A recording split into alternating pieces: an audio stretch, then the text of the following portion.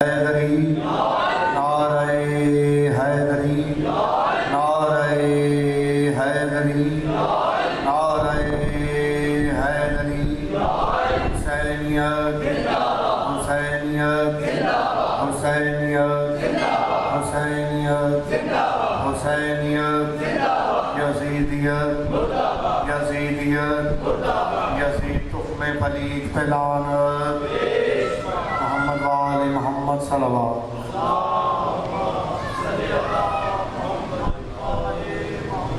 اب آپ کے سامنے ہدایت کے چراغ وزیر آل محمد سرمایہ افتخار ملت ابراہیم بابا علمدار شاہ سید فقیر شمس بادشاہ جی کے فرزند سخی بابا ذل علمدار آپ سے خطاب فرمائیں گے. صلوات ان کے تمام حضرات لوگ آواز سے فرمائیں.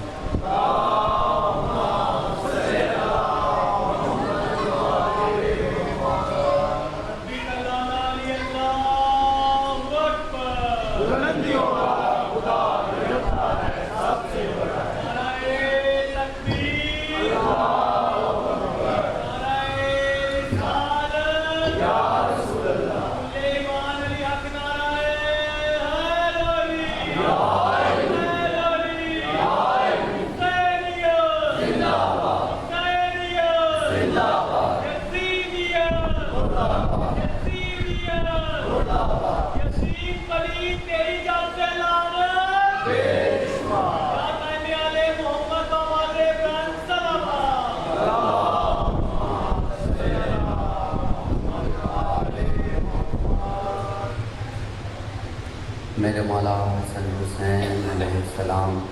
بسم اللہ الرحمن الرحیم. الحمدللہ رب العالمین والصلاة والسلام علی اشرف الانبیاء والمرسلین وخاتم النبیین ابی القاسم محمد.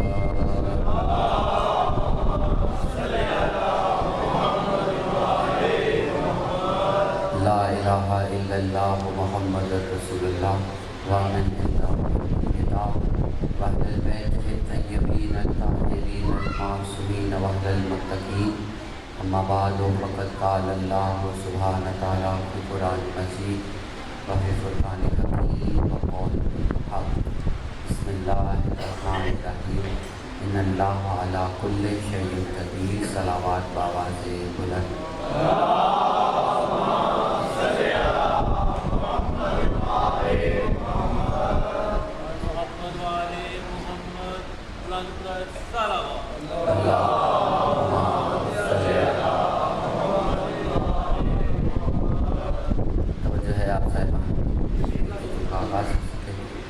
سب سے پہلے تو گزارش ہے کہ جب تک بات ہو رہی ہے توجہ منبر کی طرف رکھیے گا تاکہ بات سمجھنے اور سمجھانے میں آسانی پیدا ہو سکے اور جس مقصد کے لیے ہم یہاں پر اکٹھے ہوئے وہ مقصد بھی پورا ہو سکے.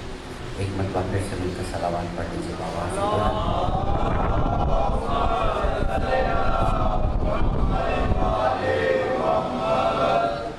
توجہ ہے آپ صاحب. کیونکہ یہاں پہ سارے حلالی موالی عاشقان رسول مولا علی کے چاہنے والے حسین کے عزادار بیٹھے. آپ سب کے سب ایک لفظ ہے بخوبی واقف ہوں گے اور روزمرہ کے معاملات میں جب ایک عزادار سے عزادار سے ملتا ہوگا تو اس لفظ کا استعمال کافی دفعہ ہوتا ہوگا.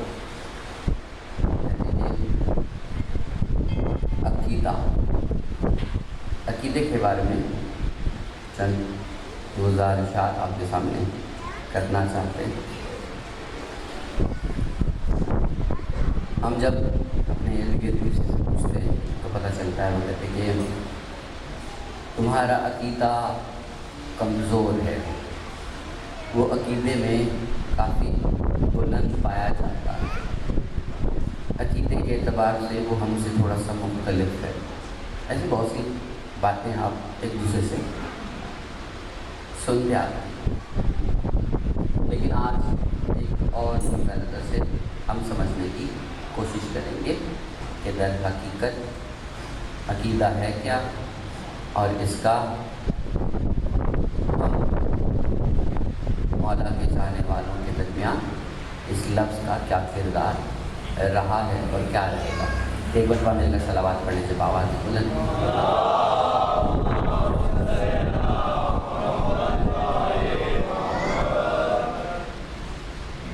عقیدے کو اگر آسان الفاظ میں آپ تک پہنچانے کی کوشش کروں تو اگر اتنا ہے کہ اگر کسی عمل کو آپ اپنے ایمان کا حصہ بنا لیں اور اس کے بارے میں کسی قسم کی دلیل کا آپ پر خاصا اثر نہ ہو تو وہ آپ کے لیے عقیدہ ہے۔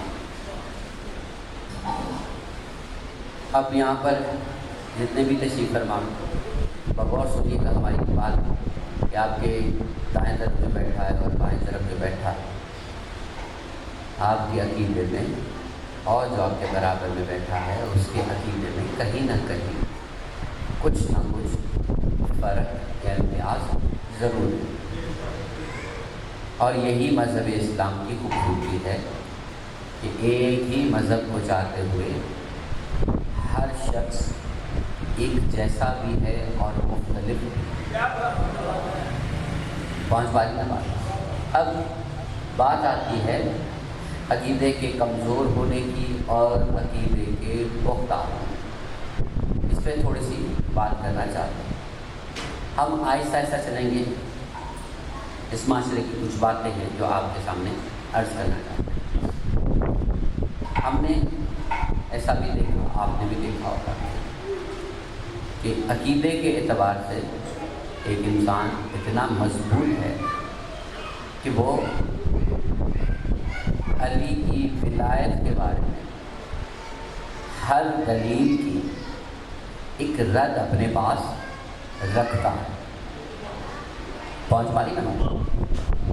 رکھتا ہے، مگر اس کے باوجود وہ بہت سی چیزوں سے ڈر جاتا ہے، بہت ساری چیزوں سے وہ ڈرتا ہے، گھبراتا ہے اور تھوڑا سا حیران بھی ہو جاتا ہے، جیسا کہ ہم آپ کے سامنے چند باتیں عرض کرنا چاہتے ہیں۔ بلی کا آپ کے سامنے سے گزر جانا آپ کو ڈرا دے کہ جہاں جا رہے ہیں وہ کام کہیں غلط نہ ہو جائے یا نقصان نہ ہو جائے، لیکن علی کی ولایت کے بارے میں ہر دلیل کی ایک رد آپ کے پاس موجود ہے۔ پہنچ پا جائے نا؟ بالکل توجہ ہماری طرف نہیں ڈرا کسی مولوی کی دلیل سے، نہیں گھبرایا کسی چھوٹی حدیث سے، نہیں گھبرایا کسی معاشرے کے رسم و رواج سے، لیکن گھبرا گیا ایک بلی سے۔ پہنچ پا رہی بات؟ بالکل بالکل توجہ سے۔ کہاں گھبرایا؟ ایک بلی سے، ایک کینچی سے، کٹے ہوئے ناخن سے۔ پہنچ پا رہی نا؟ یہ بات سمجھ میں آئی۔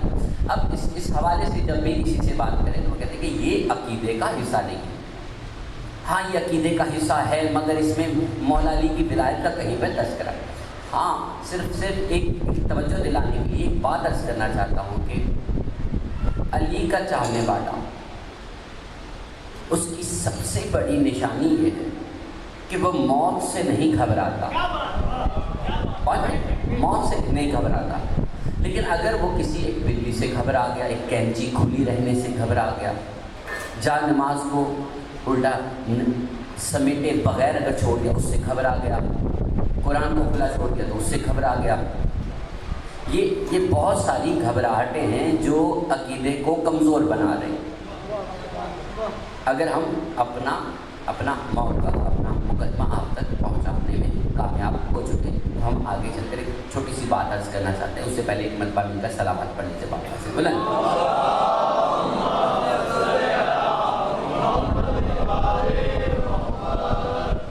اب ذرا غور سے سنیے گا۔ ہم اکثر اس ممبر حسین سے کے توسط سے آپ تک کچھ واقعہ ایسی عرض کرتے ہیں جن کا حوالہ 1400 سال پہلے کا دیا جاتا ہے، کیا سے 1400 سال، اور اکثر لوگ حیران ہوتے ہیں، اور دو افراد نے ہم سے اس بارے میں، اس بابت میں ایک بات بھی کی کہ آپ جو حوالہ دیتے کہ 1400 سال پہلے ایسا، وہ کیوں دے رہے ہیں؟ ہمارے پاس اسلام کا جو بھرپور آغاز ہے وہ 1400 سال پہلے سے ہمارے پاس موجود ہے۔ جو دین ہے وہ تو آدم کے ساتھ ہی چلتا ہے، لیکن ہمارے پاس جو بہترین نمونہ حیات ہے وہ 1400 سال پہلے کا۔ اب ہم نے اس کا حوالہ دینا تاکہ ہمیں پتہ چل سکے کہ آج کے دور میں اور 1400 سال پہلے کے دور میں کوئی خاصا فرق نہیں۔ اب صرف توجہ سے سنیے گا، 1400 سال پہلے بھی انسان عقیدے کے اعتبار سے ڈرا ہوا تھا، سہما ہوا تھا۔ اگر کسی کی رنگت کالی ہے تو وہ گھبرایا ہوا ہے، کسی کی رنگت اگر تھوڑی سی نمایاں ہے تو وہ گھبرا نہیں، اس کے پاس ایک پلس پوائنٹ ہے۔ اگر کوئی سردار کے گھر میں پیدا ہوا تو اس کے پاس ایک پلس پوائنٹ ہے، اگر کوئی کسی غلام کے گھر میں پیدا ہوا تو اس کے پاس ایک مائنس پوائنٹ۔ اب جو جہاں جہاں زندگی گزار رہا ہے وہ وہیں پر ڈر بھی رہا ہے، ڈرا رہا ہے۔ اب ذرا غور سے سمجھنے کی کوشش کیجیے گا، انسان دو طرح کے تھے 1400 سال پہلے، ڈرنے والے اور ڈرانے والے۔ جو ڈرنے والے تھے وہ بھی انسانوں سے ڈر رہے تھے، جو ڈرا رہے تھے وہ بھی انسانوں کو ہی ڈرا رہے تھے۔ پھر ایک نبی دنیا میں تشریف لائے اور انہوں نے دنیا کے انسانوں کا قبلہ درست کرتے ہوئے کہا کہ ہاں ڈرنا ہے مگر انسانوں سے نہیں، ڈرنا ہے مگر انسانوں سے نہیں۔ پہنچ والی بات؟ اب یہ کتنی بڑی تبدیلی ہے انسانیت میں۔ ڈرایا جا رہا تھا، ڈرا جا رہا، دونوں میں کیا تھا؟ انسان، حیوان، جانور، پرندے، درخت، یہ ساری چیزیں آ رہی ہیں۔ کہیں میں درختوں سے ڈرا جا رہا تھا، کہیں میں سانپ سے ڈرا جا رہا تھا۔ کتنی عجب سی رسم و رواج تھے کہ سانپ فیصلہ کرے گا کہ یہ بچہ حلال زادہ ہے کہ حرام زادہ ہے۔ پانچ والی بات، کتنا غلط رواج تھا انسانوں کے درمیان۔ بہت ساری ایسے خرافات تھے جو انسانوں کے درمیان پائے جاتے ہیں۔ اب اس کو ختم کس نے کیا؟ ایک ہادی نے آ کر انہوں نے دنیا کے سامنے ایک عقیدہ رکھا کہ دیکھو تم نے ڈرنا ہے مگر اس ذات سے جو تمہیں بلا وجہ نہیں ڈراتی، تم سے پیار کرتی اور تمہیں بلا وجہ نہیں ڈراتی، تم نے ڈرنا ہے کسی بھی شے سے۔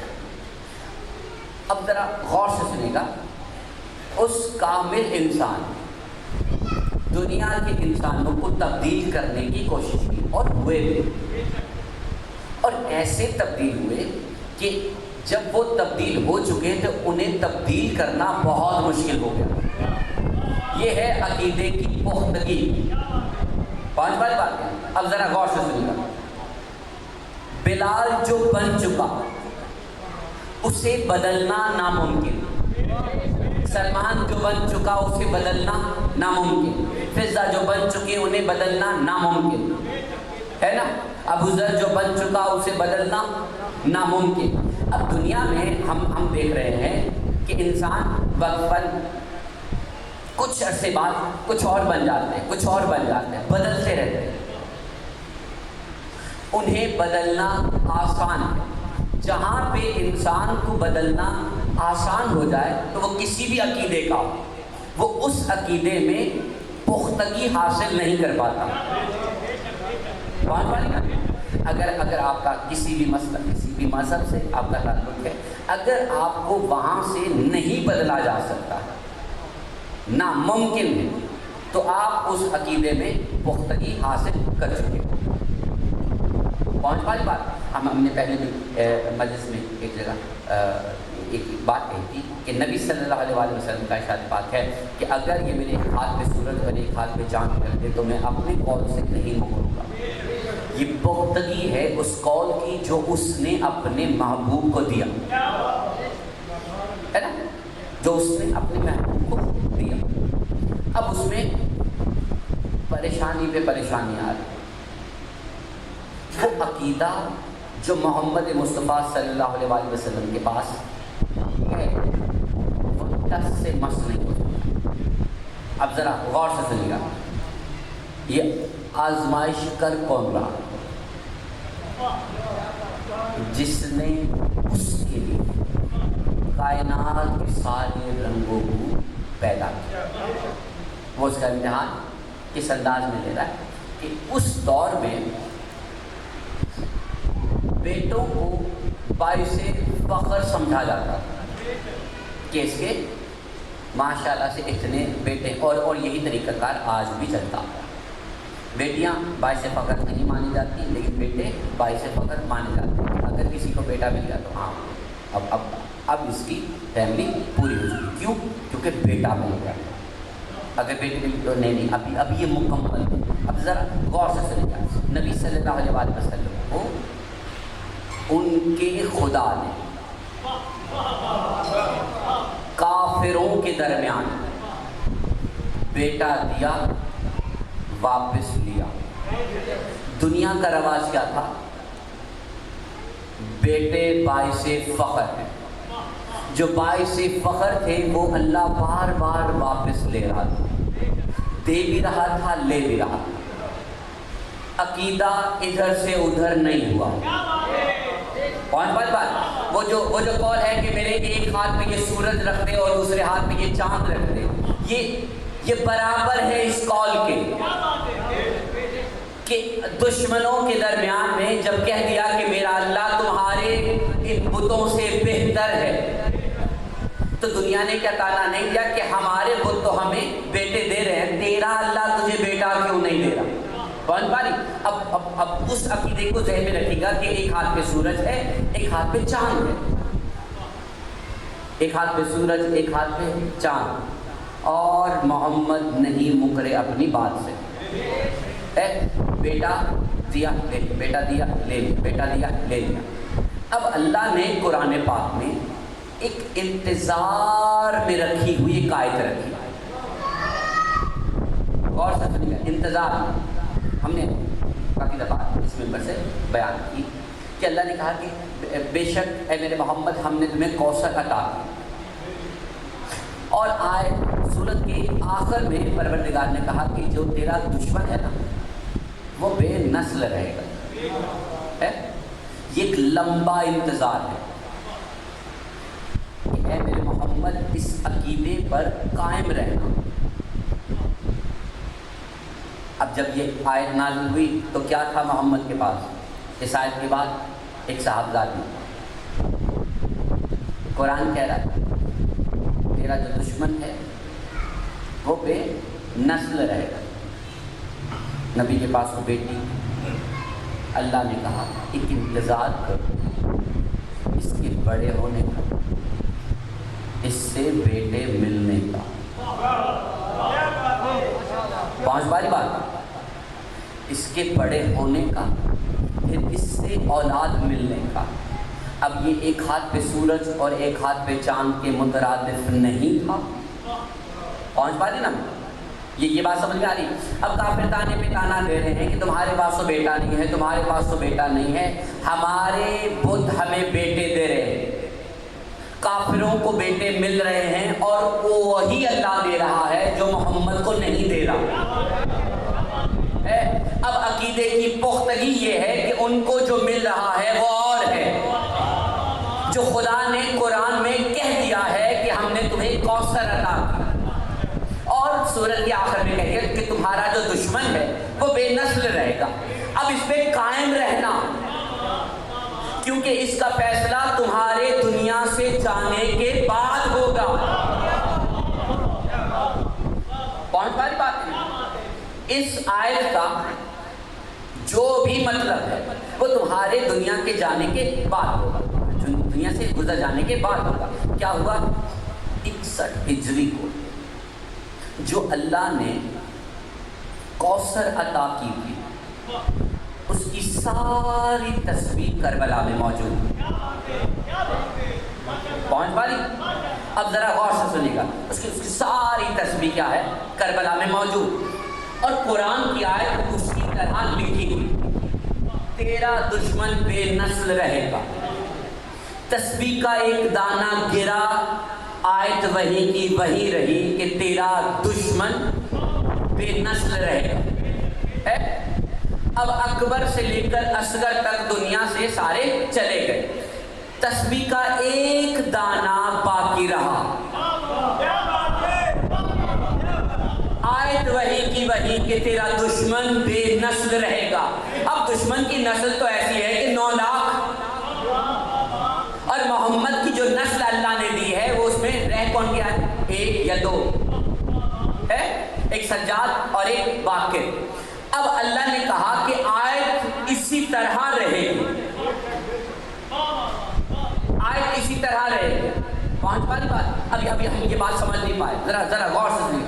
عقیدے کی پختگی کیا ہے وہ سمجھنے کی کوشش کیجیے. قرآن کی آیت حسین جانتے، قرآن نے لکھا ہے کہ تیرا دشمن بے نسل رہے گا، نسل اگر باقی رہے گی تو تیری. حسین ایک کے بعد اپنی نسل قربان کر رہے ہیں. آیت کو داؤ پہ لگایا ہوا ہے. یہ جملہ تھوڑا سا سخت ہے لیکن سمجھنے کے لیے کافی ہے. آیت کو داؤ پہ لگا کر اکبر دیا، اصغر، قاسم، اون محمد سارے دیے. ایک آخری دانے کو رکھا اور اسے رکھا کسی اور کے عقیدے پر، کسی اور کے عقیدے پر. کس کے عقیدے پر؟ شریکت الحسین کے عقیدے پر. پہنچ پا رہے؟ اب اس شریکت الحسین، اب ذرا غور سے سنیے گا. شریکت الحسین کون ہے؟ زینب سلام اللہ. انہوں نے اپنی پوری نسل کربلا میں حسین پر صدقہ کی، قربان نہیں صدقہ کر دی. کیا ہے؟ پوری نسل اون محمد قربان کی. اب ذمہ داری ہے کہ اس آیت کی پاسداری رہے، اس آیت کو محفوظ رکھا جائے اور اللہ کے قول کو جھوٹا نہ پایا جائے. اب ذرا غور سے سنیے گا، بالکل توجہ سے. عقیدے کی پختگی کو تھوڑے سے سمجھنے کی کوشش کیجیے گا. مسائل سے جملہ لے کر فضائل کے طور پر آپ کے سامنے عرض کرنا چاہتا ہوں. کربلا کے بعد اس مزدور نے، شریکت الحسین نے خود کو کھڑے اونٹ سے گرایا اس لیے کہ آیت باقی رہے. پہنچ پا رہی؟ سر سے چادر اتری، آیت باقی رہے. تازیانے کھائے، آیت باقی رہے. میرا خدا سچا تھا، سچا ہے، سچا رہے گا. پہنچ پا رہی؟ اب ذرا غور سے سنیے گا. چادریں چھنی، سب جو بھی مسائل ہیں آپ سنتے ہیں، وہ سب کچھ ہوا کس واسطے؟ سجاد زندہ رہے.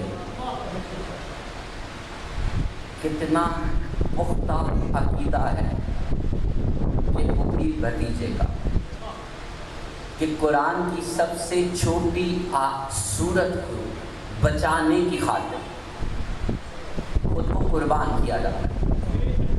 پہنچ پا رہی؟ یہ بات سمجھ آ رہی؟ اب ہم اس سے تھوڑا سا آگے بڑھنا چاہ رہے ہیں، بالکل توجہ دیجیے.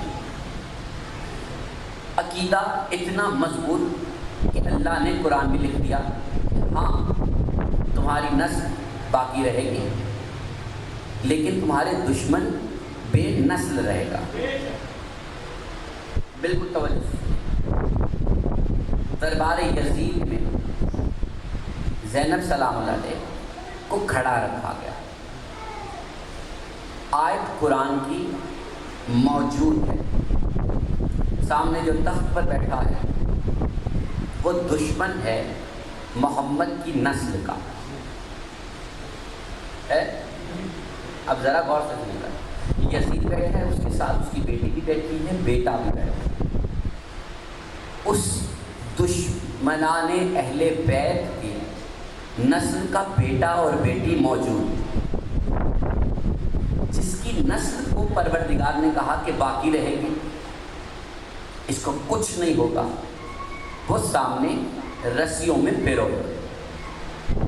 اور مصائب سے جملہ لے کر عرض کرنا چاہتا ہوں کہ کسی نے جناب سکینہ کو کنیزی میں مانگ لیا، اس مقام تک یہ سارا معاملہ چل پڑا ہے نا۔ اب اس سارے منظر میں سورہ کوثر کو ذرا غور سے پڑھیے گا کہ عقیدہ کہتے کسے ہیں اور اس کی پختگی کیا ہے نا۔ ساری نسل داؤ پہ ہے اور طریقہ کار ایسا ہے کہ جناب امام سجاد نے جتنی دیر دربار میں گزاری وہ سارے کے سارے فضائل آل محمد پڑھے۔ صرف توجہ سے ایک جملہ سنیے گا، بڑا ہی بلند سا ایک جملہ ہے اور غور سے سنیے گا۔ امام سجاد نے جتنی بھی باتیں کی کیا کی؟ فضائل آل محمد کس کے سامنے؟ قاتلان آل محمد کے سامنے۔ اس جرت کو سلام کہ نسل کا آخری تو ہے۔ پہنچ والی بات؟ لوگ کہتے ہیں نا کہ زمانہ بڑا سخت ہے، آل محمد کے فضائل پڑھنے میں تھوڑا سا تقیہ اختیار کر لو، کہیں مارے نہ جاؤ۔ یہ کون بات کر رہے ہیں؟ جن کا تعلق سادات سے بھی نہیں ہے۔ پہنچ والی بات ہے نہیں۔ اب جو سادات کا آخری چشم و چراغ رہ گیا وہ قاتلان اہل بیت کے سامنے، دشمنان اہل بیت نہیں، قاتلان اہل بیت کے سامنے وہ فضائل آل محمد پڑھ رہا ہے اور گھبراہٹ نہیں ہے، یہ عقیدے کی پختگی ہے۔ جیسے ہی امام سجاد نے فضائل آل محمد مکمل کیے، شریکت الحسین نے تبرہ کرنا شروع کی۔ کس کے سامنے؟ قاتلان اہل بیت کے سامنے۔ عقیدے کی پختگی یہ بتاتی ہے کہ تمہیں قرآن کی آیت پر بھروسہ ہونا چاہیے کہ اگر میں نسل کا آخری بھی ہوں یہ مار نہیں سکتا۔ پہنچ پا رہی بات ہے؟ عقیدے کی پختگی یہ ہے کہ قرآن نے جب کہہ دیا کہ اگر تم آخری ہے نسل کا تو دشمن تجھے مار نہیں سکتا۔ اور امام سجاد نے زندہ مدینے جا کر بتا دیا کہ میرا اللہ سچا تھا، ہے اور رہے گا۔ پہنچ پا رہی بات؟ اب ذرا ہم اس سے ایک قدم آگے بڑھنا چاہتے ہیں، ایک مرتبہ مل کر صلوات پڑھ لیجیے آواز سے بلند۔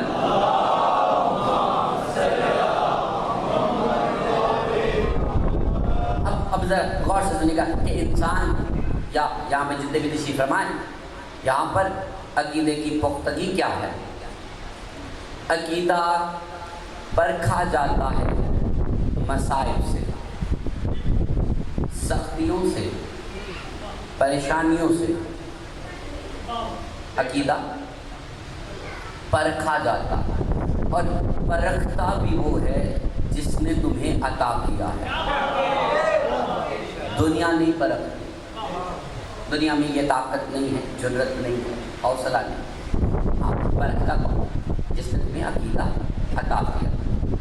ہم پھر 1400 سال پیچھے جا کر ایک چھوٹی سی اصلاح کی طرف آپ کی نظریں لے کر جانا چاہتے ہیں۔ غور سے سنیے، ہمیں بہت دفعہ میثم تمار کا ذکر کیا اس منبر کے توسط سے۔ حسین علی کا احسان ہے میثم پر کہ اسے اس کے نام کو اپنے منبر کی زینت بنایا، اور یہ ایسے نہیں، عقیدہ پر کھا گیا، عقیدہ پر کھا گیا۔ کیا؟ حسین کا بابا میثم تمار کی دکان پہ آ رہے ہیں، آ کر بیٹھ رہے ہیں، اور میثم صدقے بھی جا رہا، قربان بھی جا رہا، اور علی سے کہہ رہا ہے میرے ماں باپ آپ پر قربان۔ جملے پر میثم نے کہا علی میرے ماں باپ آپ پر قربان، خود تو قربان ہے، ماں باپ بھی قربان۔ اب جس نے عقیدہ دیا اسی نے پرکھا جملہ کہہ کر، میثم تمہیں میری محبت میں اس درخت پر لٹکا دیا جائے گا، تمہاری زبان کاٹ دی جائے گی۔ اب یہ علی کی زبان سے جو یہ جملہ نکلا میثم کو آیت نما لگا، یا تو اسے میثم سچا کر یا ٹھکرا دے، ہے نا؟ اور میثم نے کوشش بھی نہیں کی کہ ٹھکرا دوں، ہے نا؟ کیا جملہ نکلا علی کی زبان سے؟ اے میثم تمہیں میری محبت میں اس درخت پر لٹکا دیا جائے گا، تمہاری زبان کو کاٹ دیا جائے گا۔ میثم آیت کو حفظ کرنا شروع کیا، پودے کو پانی دے دے کر، پودا تناور ہو تاکہ وہ وقت آئے جب اب ذرا غور سے سنیے گا، یہ جتنے بھی عقیدے پرکھے جاتے ہیں اس میں وقت بہت نمایاں حیثیت رکھتا ہے، انتظار ہے، علی کا قول ہے اور علی کے جانے کے بعد سچا ہوا ہے نا؟ اب علی کے اس قول کی حفاظت میثم کر رہے ہیں۔ میثم نے علی کے بعد زندگی گزاری، علی کے ہوتے ہوئے بھی زندگی گزاری، اسے کچھ یاد رہا نہ رہا وہ ایک علیحدہ بات ہے، لیکن اسے یہ یاد رہا کہ اس پودے نے بڑا ہونا ہے، علی کا قول سچا ہونا۔ اب عقیدے کی پختگی یہ ہے کہ اس پودے کو بڑا ہونے دینا، زندگی موت میثم کے اختیار میں نہیں۔ کتنی عجب سی بات ہے، زندگی اور موت میثم کے اختیار میں نہیں، اس نے صرف کوشش کی ہے کہ یہ پودا بس بڑا ہو جائے۔ اس کا عقیدہ اسے بتا رہا ہے کہ اسے بڑا ہونے دے، اس کی حفاظت کر، یہ تیری موت کا سامان ہے۔ پہنچ پا رہی ہے بات؟ اب اس دور حاضر میں آنا کہ انسان ڈر رہا ہے چھوٹی چھوٹی چیزوں سے، چھوٹی چھوٹی پریشانیوں سے، جو پرکھنے کے لیے بھی استعمال نہیں ہو رہے، ہے نا؟ اب ذرا غور سے سنیے گا، جو پرکھنے کے لیے بھی استعمال نہیں ہو رہی، اس پہ ذرا غور کرنے کی کوشش کیجیے گا۔ آپ کے ارد گرد بہت سے ایسے خرافات ہیں، بہت سی ایسی بدعتیں ہیں جو آپ کے عقیدے کو کمزور بنا دیں۔ اب ساری تو اس ممبر کے توسط سے بیان نہیں ہو سکتی، لیکن چند جو ہے وہ میں آپ کے سامنے عرض کرنا چاہتا ہوں۔ ایک مرتبہ میں کا صلوات پڑھ لیجیے، بلند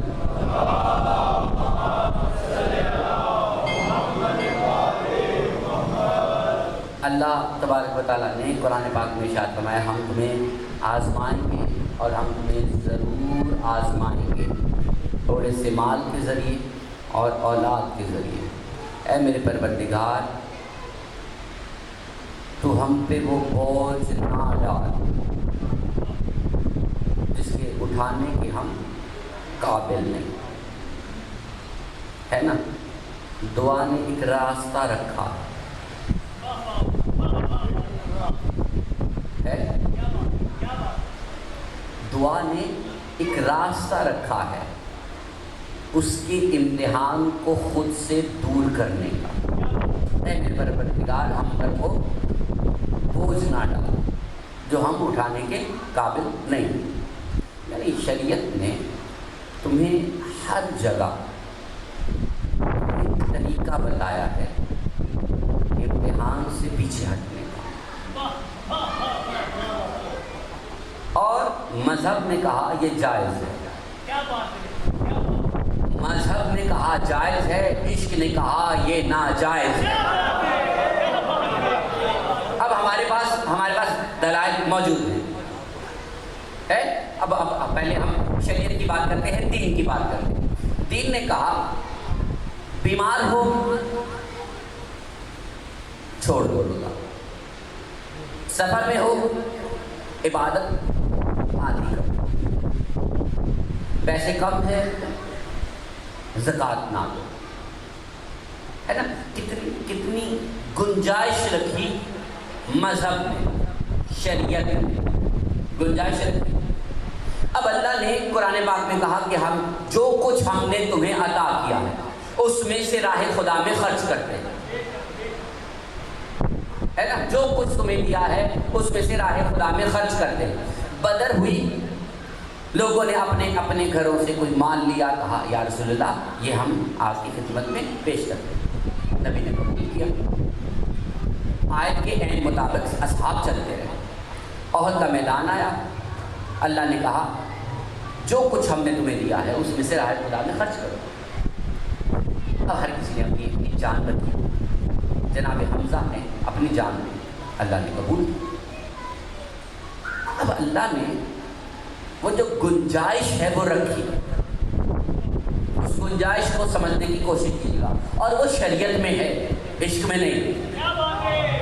وہ گنجائش شریعت میں ہے، عشق میں نہیں ہے، اور دلائل ہمارے پاس موجود ہے۔ اللہ کے نبی نے پہاڑی پہ کچھ لوگوں کو کھڑا کیا،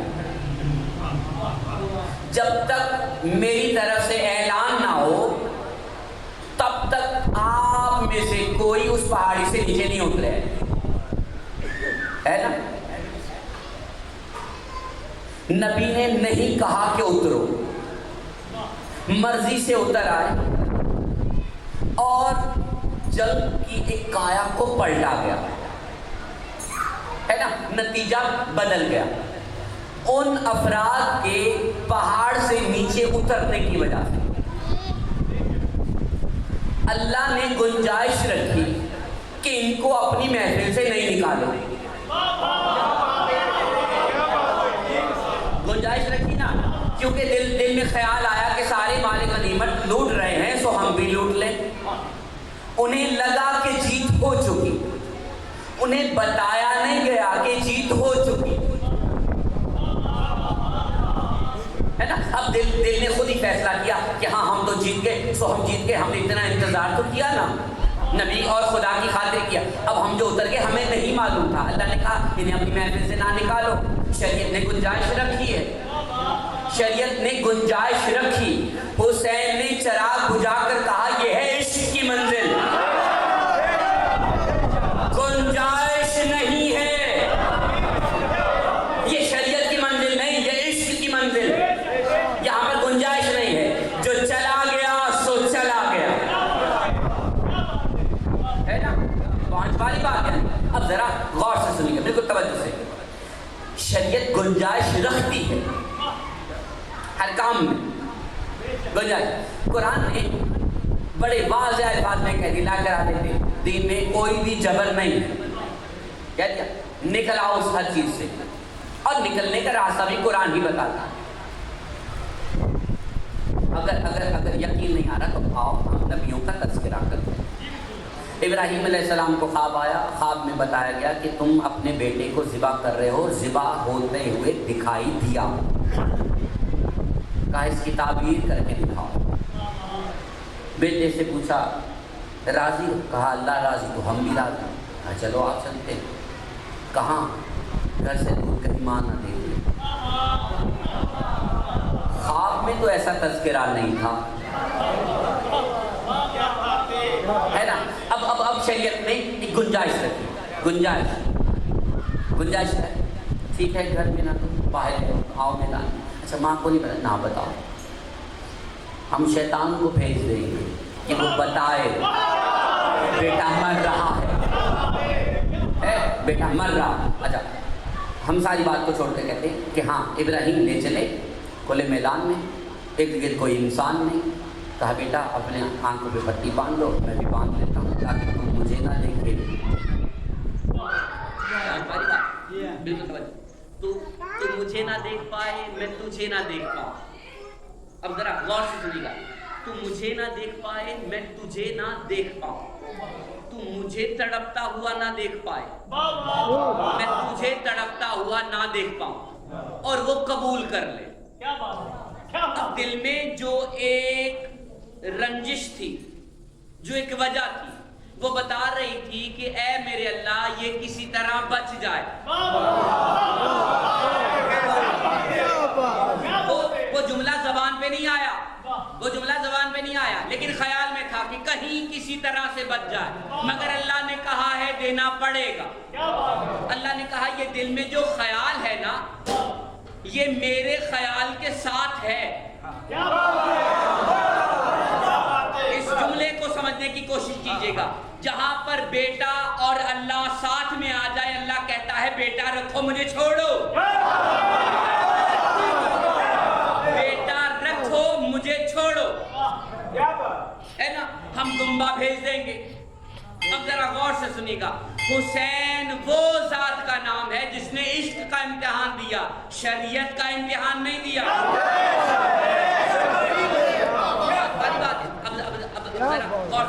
شریعت کا امتحان، عشق کا امتحان۔ جب بیٹا عطا کیا جا رہا تھا حسین کی طرف سے، نہ حسین کی آنکھوں میں پٹی، نہ بیٹے کی آنکھوں میں پٹی، ہے نا؟ اب بیٹے کو تڑپتا ہوا باپ تڑپ کر دیکھ رہا ہے، باپ کو تڑپتا ہوا دیکھ کر بیٹا بھی تڑپ رہا۔ اب نہ تو اکبر کے دل میں وہ بابا رہا، نہ حسین کے دل میں وہ بیٹا رہا۔ یہ جملہ تھوڑا سا عجب سا، اب بہت سارے ذہنوں میں سوال آ سکتا ہے، نہیں حسین کے دل میں بیٹا رہا، بیٹے کے دل میں باپ رہا، ہے نا؟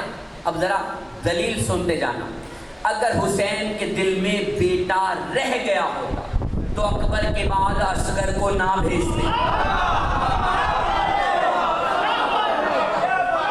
اکبر کے بعد اصغر کو بھیجنا یہ دلیل ہے کہ دل میں صرف اللہ ہے، دل میں صرف اللہ ہے۔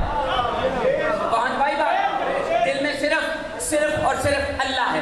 سبحان ربی الاعلی و بحمدہ، اس پورے جملے میں نہ تو اکبر ہے، نہ قاسم ہے، نہ اون و محمد، نہ علی اصغر، نہ ہی سکینہ، نہیں ہے۔ پہنچ والی بات۔ اب شریعت نے گنجائش رکھی ہے،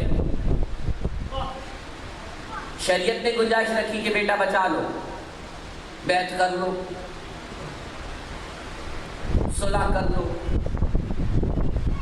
تقیہ اختیار کر لو، جلا وطنی اختیار کر لو، ہے نا؟ کتنے راستے نکالے شریعت نے۔ حسین نے عشق سے پوچھا کیا حل ہے، شریعت نے تو سارے حل رکھے، بیٹا بچاؤ، بیٹی بچاؤ، ہے نا؟ سارے تقیہ کر لو، جلا وطنی کر لو، سب کچھ کر لو، ہے نا؟ بہت سارے راستے رکھے کس نے؟ شریعت نے۔ حسین نے شریعت سے پوچھا نہیں، حسین نے عشق سے پوچھا حل کیا ہے؟ کہا حل بس یہ ہے کہ سر ہو نو کے نیزہ پر، اور تب بھی لبوں پہ جو ورد ہو وہ قرآن ہو، اور حسین نے کر کے دکھایا ہے۔ اب یہ ہے عقیدے کی پختگی۔ بہت بھائی، اب ہمارے پاس وقت میں اتنی گنجائش نہیں ہے، صرف ہم ایک دو جملے کہہ کر ہم مسائل کی طرف جانا چاہتے ہیں، اور نتیجے کے طور پر کچھ باتیں آپ کے سامنے عرض کرنا چاہتے ہیں۔ انسان کا عقیدہ تب پختگی کی طرف نہیں جاتا جب وہ اپنے لیے راستے ڈھونڈنا شروع کر دے۔ بچ جاؤ گے مگر کتنی دیر، اس جملے کو اپنے ذہنوں میں رکھیے گا۔ کسی بھی پریشانی سے بچ جاؤ گے کتنی دیر، موت سے بچ جاؤ گے نہیں بچا جائے۔ زندگی کی ڈور کتنی لمبی، جتنی بھی آخر میں کٹ جائے۔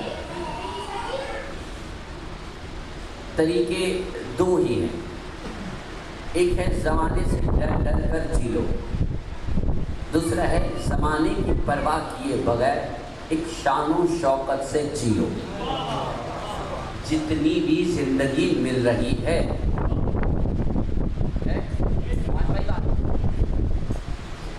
اگر کالا لباس اس وجہ سے نہیں پہن پا رہے کہ زمانہ کیا کہے گا، بالکل توجہ سے، اگر کالا لباس صرف اس وجہ سے نہیں پہن پا رہے کہ زمانہ کیا کہے گا، اور دل میں پھر حسین لیے پھر رہے، یہ دو علیحدہ علیحدہ چیزیں ہیں کہ حسین سے محبت بھی اور زمانے کا خوف بھی۔ کس بات کا خوف؟ کسی نے حسین سے پوچھا تھا کربلا کے میدان، کیا ہم حق پر ہیں؟ جانتے ہیں صاحبزادے کہ ہم حق پر ہیں، مگر مہر لگوائی اس جملے پر، کیا ہم حق پر ہیں؟ حسین نے بلا تشبیہ کہا ہم حق پر ہیں۔ تو صاحبزادے نے کہا پھر تلواریں ہم پر آئیں۔ ہم تلواروں پر بار نہیں ہے نا، تلواریں ہم پر آئیں یا ہم تلواروں پہ جا کر گرے، فرق نہیں پڑتا۔ اور انسان چھوٹی چھوٹی چیزوں سے ڈر کر اپنے عقیدے کو کمزور بناتا ہے نا۔ بالکل توجہ، ایک چھوٹی سی بات ہے جو آپ کے سامنے عرض کرنا چاہتا ہوں۔ یہ جو ہاتھوں میں کوئی دھاگا پہننا، تعویذ پہننا، کچھ بھی ہے، سب سے پہلے اس کے بارے میں پتہ کرواؤ کیوں پہنتے ہو۔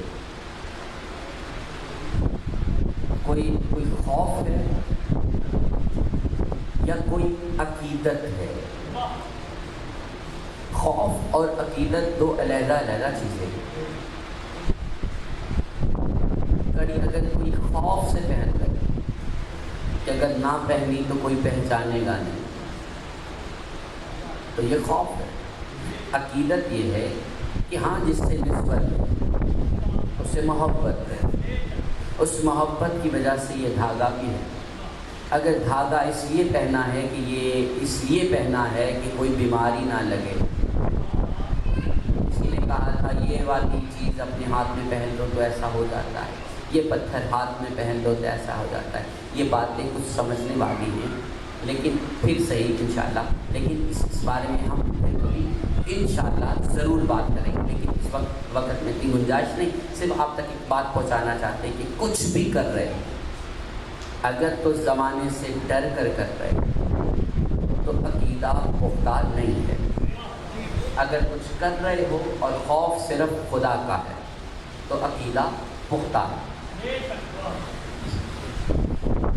جب تمہیں معلوم ہے جو تم کر رہے ہو وہ صحیح ہے، پھر زمانہ جو بھی تمہارے لیے لکھے وہ تمغہ ہے، مصیبت نہیں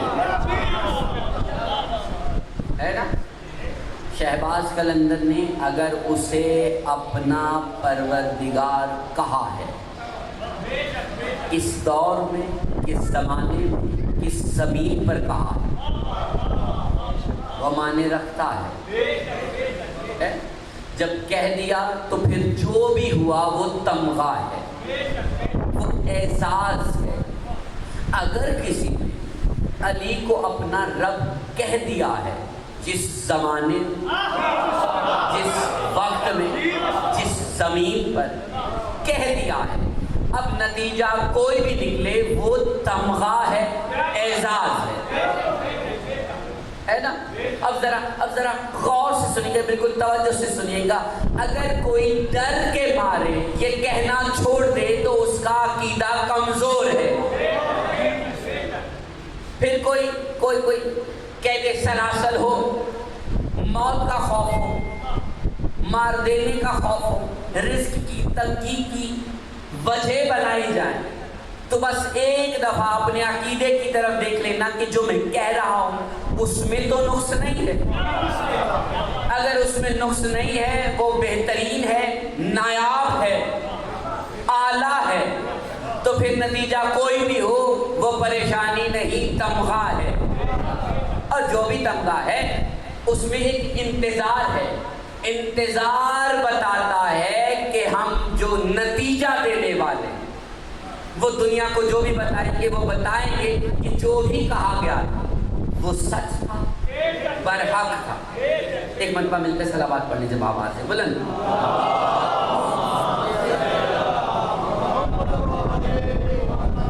حسین ابن علی نے کربلا کے میدان میں 72 تن دے کر دنیا کو بتا دیا کہ جو میرے نانا نے کہا تھا وہ سچ، اس میں کوئی دو رائے نہیں۔ اس بات کو سچ ثابت کرنے کے جان کے حسین نے کتنا بڑا امتحان دیا، اور وہ امتحان ہی عشق کا امتحان ہے۔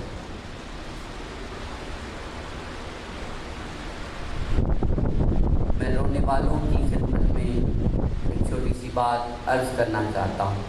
جس حسین کو معلوم تھا کہ سکینہ کے ساتھ کیا ہوگا،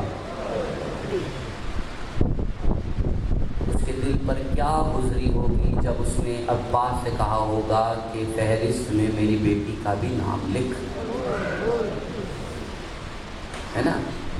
عجب سی بات ہے۔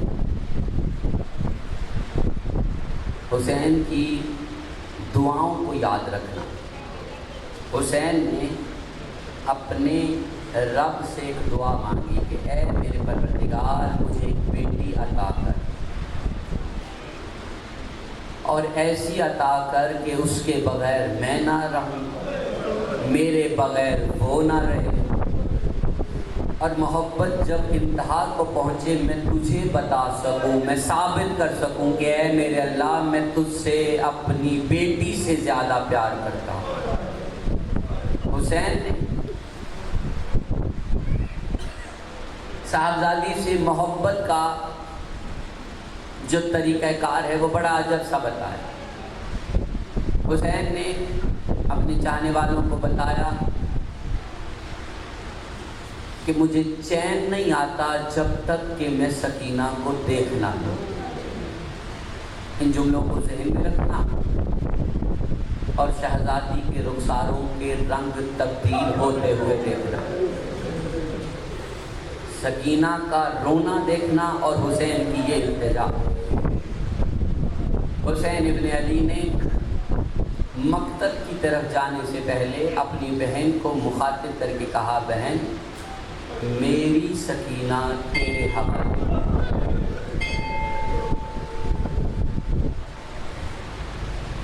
جملہ رونے کے لیے کافی تھا۔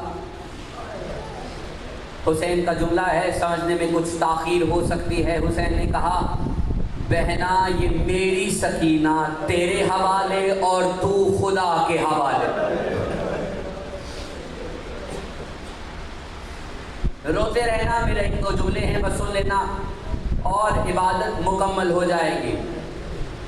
اور بہن نے ہر معاملے میں اس جملے کو ذہن میں رکھا کہ بہن میری سکینہ کا خیال رکھنا، میری سکینہ تیرے حوالے۔ پتھر لگے وہ بچی کو بچاتی رہی، وہ اونٹ سے گری بچی کو بچاتی رہی، وہ تازیانے لگتے رہے وہ سکینہ کو بچاتی رہی۔ میرا جملہ اپنے ذہنوں میں محفوظ کرنا، وہ بچاتی رہی، سکینہ بچی نہیں۔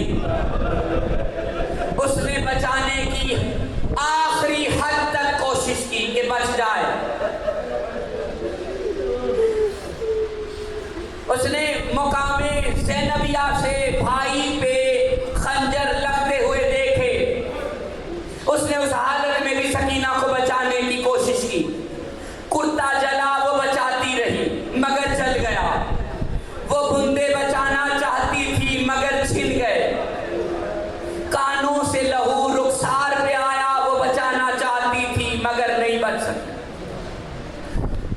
میرے جملے اپنے ذہنوں میں محفوظ رکھنا، وہ ان زخموں پہ کوئی مرہم لگانا چاہتی تھی مگر نہیں لگا پائی، ہاتھ بندھے ہوئے تھے۔ جملے ذہن میں رکھنا، بس ایک छोटी सी गुजारिश है, तुम अपने बच्चों के साथ सफर करते हो ना, छोटे छोटे बच्चों के साथ तुम कोशिश करते हो कि तुम्हारे बच्चे पैदल चलें। थोड़ा सा चलते हैं ना तो बच्चा जिद में कहता है अब मैं कदम नहीं चल सकूंगा, मुझे गोद में उठाओ। वो चल सकता है मगर मोहब्बत में कहता है मैं नहीं चलूंगा, तुम्हें मोहब्बत में उठाना पड़ता है। सकीना चली है जिस अंदाज में कि ऐसे कि चलते हुए एक वक्त में या तो गला दुखा है या पांव दुखे। इस जुमले को समझने की कोशिश करना कि वो छोटी इतनी थी कि रस्सी गर्दन में इतनी तंग थी कि या तो गला दुखता रहा या पांव दुखते रहे, मगर वो चलती रही। उसने नहीं कहा कि कोई मुझे गोद में उठाए। वो सज्जाद से नहीं कहती थी कि सज्जाद मुझे गोद में उठा, वो बस सज्जाद से ये कहती थी सज्जाद मदीना कितना दूर है, सज्जाद हमारा वतन कितनी दूर है। अब रोने वालों की खिदमत में एक जुमला अर्ज करना चाहता हूँ। उस छोटी सी बच्ची को नहीं मालूम था कि यतीम किसे कहते हैं, उसे नहीं मालूम था। 9 मुहर्रम की रात को सारी बीबियां जो सकीना को देख रही थी वो आपस में सरगोशी कर रही थी कि सुबह सकीना यतीम हो जाएगी। सकीना को नहीं मालूम। जब हुसैन जाने लगे ना तो सकीना ने रोते हुए अपने बाप से पूछा बाबा जान जाना है चले जाइए, बस मुझे एक बार एक लफ्ज का मतलब समझा दीजिए कि यतीम कहते किसे हैं। हुसैन ने यतीम का मतलब नहीं बताया, छोड़ दिया रसूल की उम्मत पर।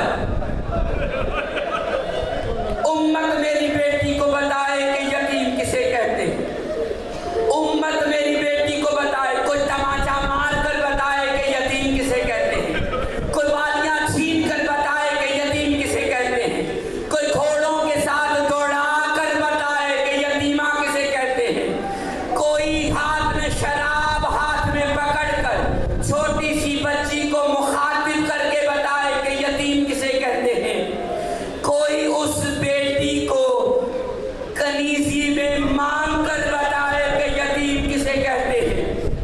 उसे